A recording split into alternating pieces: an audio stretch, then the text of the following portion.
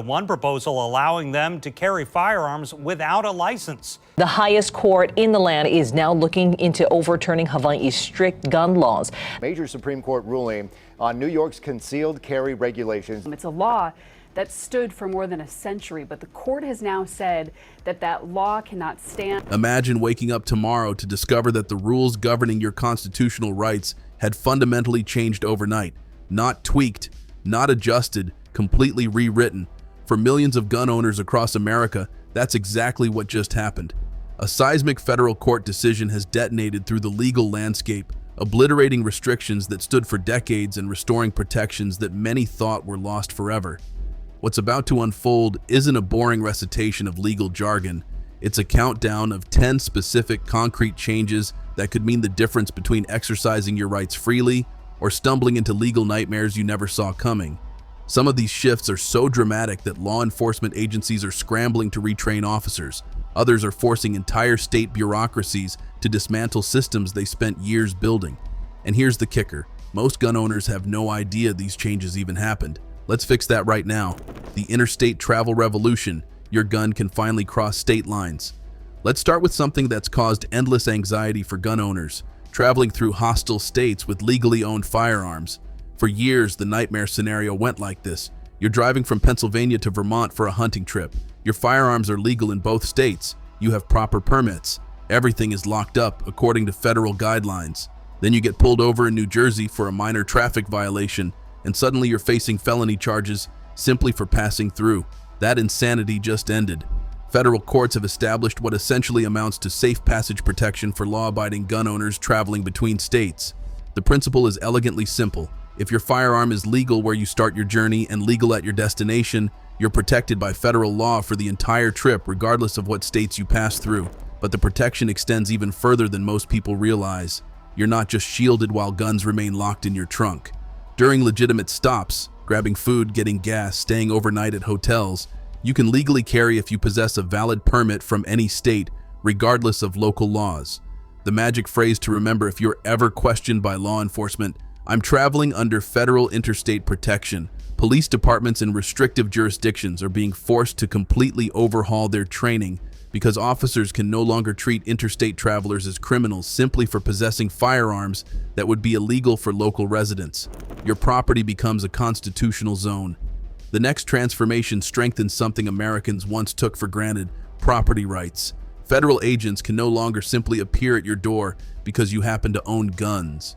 Those random compliance checks that firearms dealers have endured for years, inspections without warrants, fishing expeditions looking for any minor violation to justify enforcement action, now require actual warrants based on specific criminal evidence.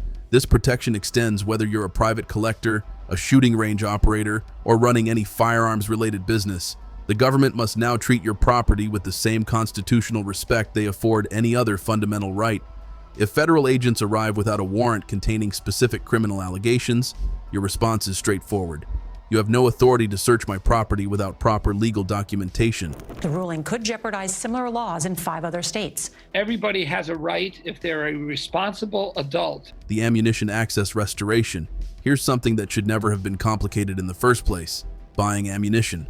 Courts have finally acknowledged what every gun owner has always understood: a firearm without ammunition is useless, which means restricting ammunition is the same as restricting the firearm itself. This simple recognition has demolished entire regulatory frameworks that states spent years constructing. California's background check requirements for ammunition purchases, gone. New York's ban on online ammunition sales, eliminated. Connecticut's limitations on purchase quantities, unconstitutional. Illinois' serialized ammunition mandates, dead on arrival. The principle is now established. Buying ammunition should be as straightforward as purchasing any other legal product. Gun stores can return to simple over-the-counter sales, and online retailers can ship nationwide without navigating a Byzantine patchwork of state restrictions. The Business Owner Protection Shield. If you operate a firearms-related business or have considered obtaining a federal firearms license, major obstacles just vanished. The ATF can no longer employ vague standards or inconsistent enforcement. Gun businesses now receive the same legal protections as any other legitimate commercial enterprise. Those predatory inspections hunting for trivial paperwork errors as pretext for license revocation, they're essentially finished. The ATF cannot revoke licenses for minor mistakes that don't constitute actual criminal conduct. License applications must now be processed within 60 days, not dragged out indefinitely as bureaucratic harassment.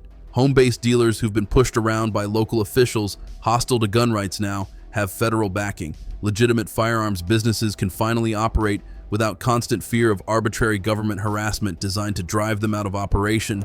Digital privacy gets restored.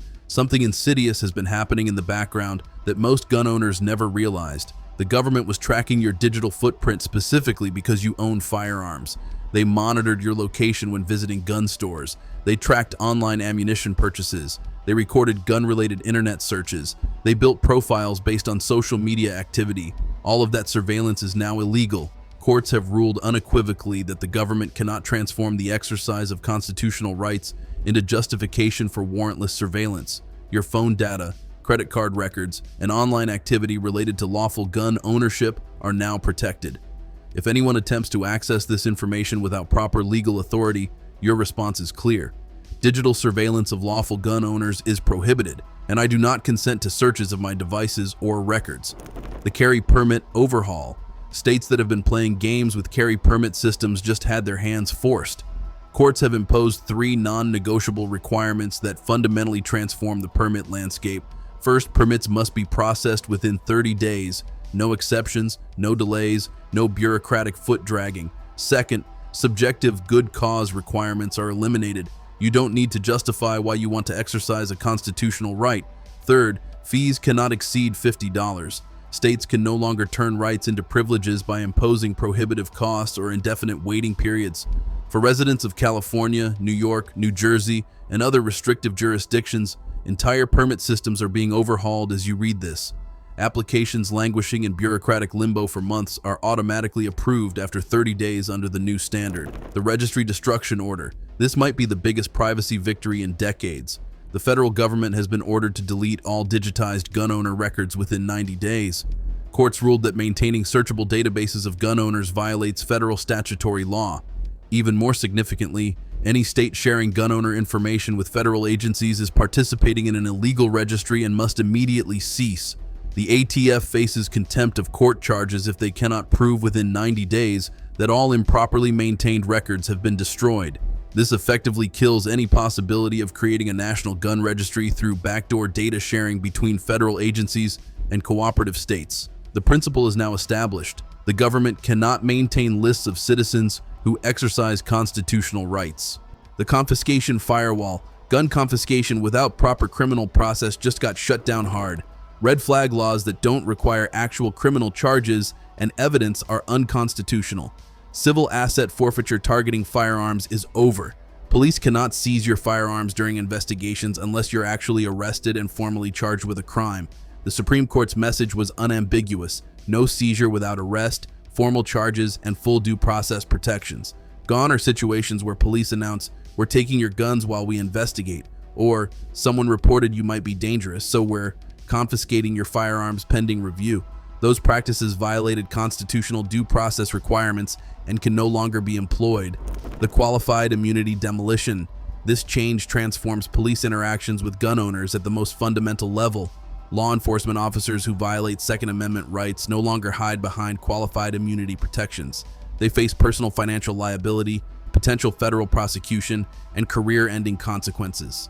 Courts ruled that if any reasonable person would understand that confiscating someone's legal firearm or arresting them for lawful carry violates the Constitution, then police officers are certainly expected to know it as well. This has already resulted in multi-million-dollar personal judgments against individual officers, and police departments nationwide are scrambling to completely retrain personnel. Officers now understand that violating gun rights carries the same personal consequences as violating any other constitutional protection. The constitutional elevation. Everything else flows from this foundational change. The Supreme Court has elevated Second Amendment rights to the highest level of constitutional protection available under American law. This means any law affecting gun rights must now survive strict scrutiny, the most demanding legal test in our judicial system.